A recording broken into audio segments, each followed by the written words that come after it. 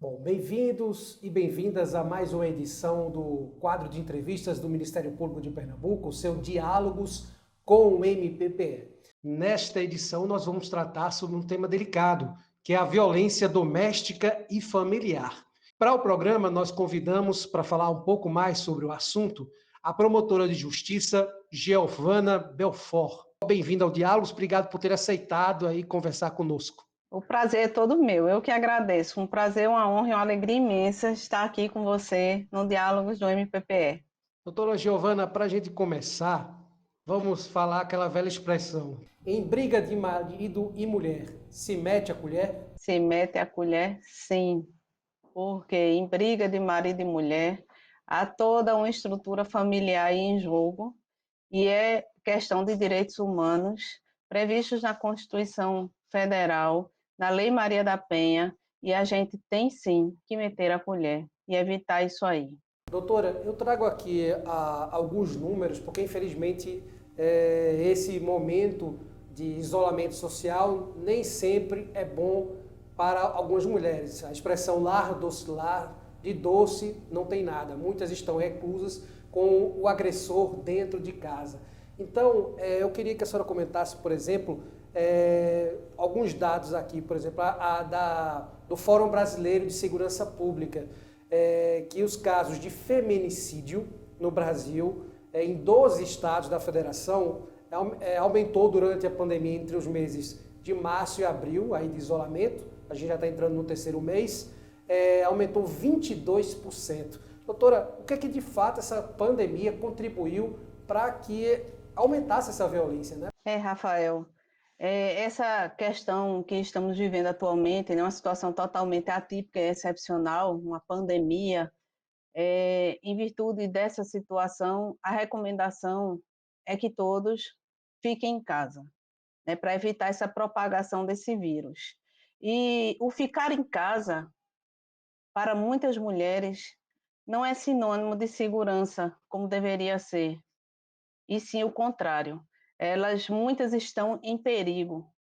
Essa situação de estar em casa e isolamento social, sem o contato com as pessoas da família, com os amigos, com o trabalho, fazem com que essas mulheres fiquem confinadas justamente com aquele que é o seu algoz, que é o seu agressor. Então, somando essa situação que já causa o estresse de estar em casa, confinada com ele, que já tem um histórico de violência, somada ainda a questão do consumo de álcool, que as pesquisas estão indicando que esse período, o aumento o consumo de bebidas alcoólicas aumentou bastante. E a gente sabe que o consumo de drogas, sejam elas lícitas ou ilícitas, é um fator que potencializa a violência doméstica. Então, associando o confinamento, o consumo de bebida alcoólica ou outro tipo de droga, mais a tensão e estresse causado pelas questões econômicas que muitas famílias estão vivenciando nesse período excepcional. Então, é um trio que potencializa muito a violência doméstica.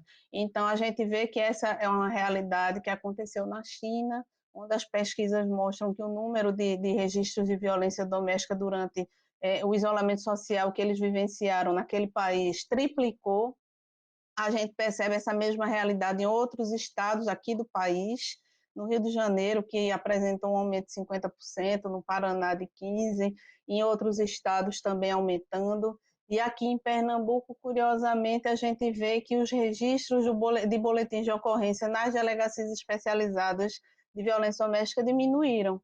Então, eu não acredito que os números de violência doméstica, os casos de violência doméstica tenham diminuído nesse período, porque a gente vê que tem fatores que contribuem para a prática dessa violência. E como é que se explica essa questão da diminuição? Então, penso eu que esses números não estão sendo notificados. As mulheres não estão conhecendo às delegacias de polícia para registrarem um boletim de ocorrência. Então, é um grave problema que tem que ser resolvido, porque a gente não pode deixar que essas mulheres continuem sofrendo durante esse período já de grande sofrimento, né? Ainda sofrer esse tipo de violência. Certo, doutora. Vamos falar agora um pouquinho com relação ao canal 180, que é um dos principais de denúncia.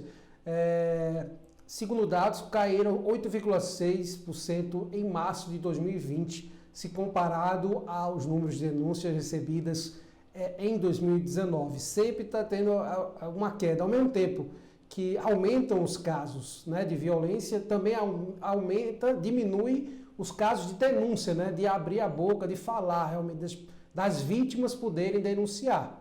Né? Isso é um lado preocupante. Aumenta a violência, mas e não aumentam os acessos da vítima a poder se manifestar. E um dos fatos também interessantes é porque se inicia a violência doméstica, doméstica e familiar, porque não necessariamente pode ser entre briga de casal, né? Homem e mulher, o companheiro homoafetivo, como seja o casal, pode ser algum ente, algum parente próximo ali que esteja no convívio daquela pessoa, independente do gênero. Rafael, em relação a primeiro ponto, né, que foi abordado, uma pesquisa do Data Senado 2017 revela que as principais causas das mulheres não denunciarem a violência doméstica familiar que sofrem, o primeiro delas é por medo do agressor. E o percentual desse medo do agressor é 74%. O segundo delas é a dependência financeira, aí com 34%. A terceira causa é a preocupação com a criação dos filhos, que vem em 34%. O quarto item é a vergonha da agressão, que vem em 26%. Quinto é a não existência da punição, que é 23%. A sexta é acreditar que seria a última vez, que aquela agressão seria a última vez, que vai em 22%. E o sétimo é não conhecer os seus direitos, que vai em 19%.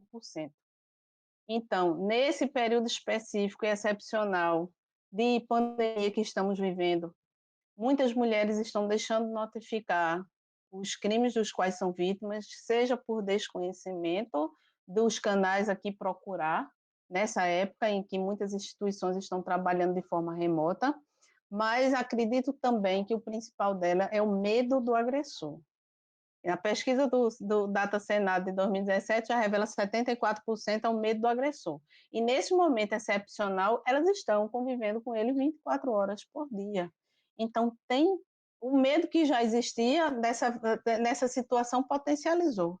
Então, dificulta ainda mais o registro desse boletim. Então, daí porque nós que trabalhamos com essa temática, repito, acreditamos que esteja ocorrendo subnotificação. A gente já vai se encaminhando para o final da nossa entrevista. Eu tomei conhecimento de um projeto de lei que tramita na Câmara, que é sobre assegurar o funcionamento de casas-abrigo para mulheres durante a pandemia. O projeto de lei é o PL 1444 de 2020, onde União, Distrito Federal, estados e municípios devem assegurar recursos extraordinários emergenciais para o funcionamento dessas casas. Então, doutora, como é que a senhora avalia esse projeto de lei, que é da autoria da deputada Alice Portugal, do PCdoB da Bahia? Como é que a senhora vê essa iniciativa? Essa questão do abrigamento é de fundamental importância. E aqui em Pernambuco, nós contamos com casas-abrigo já há algum tempo, há alguns anos, que a Secretaria Estadual da Mulher é que é responsável pelo cuidado dessas casas-abrigo, né? Do ingresso e da saída das mulheres vítimas nessas casas-abrigos. Então, há casas-abrigos no estado de Pernambuco, em locais sigilosos, né? Que só a Secretaria Estadual da Mulher que tem esses endereços, essa questão. E as mulheres, quando registram boletim de ocorrência nas delegacias, Então, a delegada de polícia já pergunta a ela: você tem interesse nas medidas protetivas de urgência? Se ela diz que sim, ela diz quais são as medidas e a mulher vai dizendo: eu tenho interesse no afastamento, tenho interesse que ele não me procure mais, que ele não entre mais em contato comigo. Enfim, ela vai dizendo as protetivas que tem interesse. E, ao mesmo tempo, naquela oportunidade, a delegada sempre pergunta: tem interesse no abrigamento? Tem condições de ficar em local seguro ou necessita desse abrigamento do Estado? Muitas delas, a grande maioria, diz que não tem interesse no abrigamento, que elas têm condições de ficar no local seguro. Mas algumas que correm sérios riscos realmente, que estão em um caráter de maior vulnerabilidade, elas optam por esse abrigamento. E aí a delegacia de polícia faz um encaminhamento para a Secretaria Estadual da Mulher, e essa mulher é encaminhada à Secretaria Estadual da Mulher e encaminhada para um abrigamento.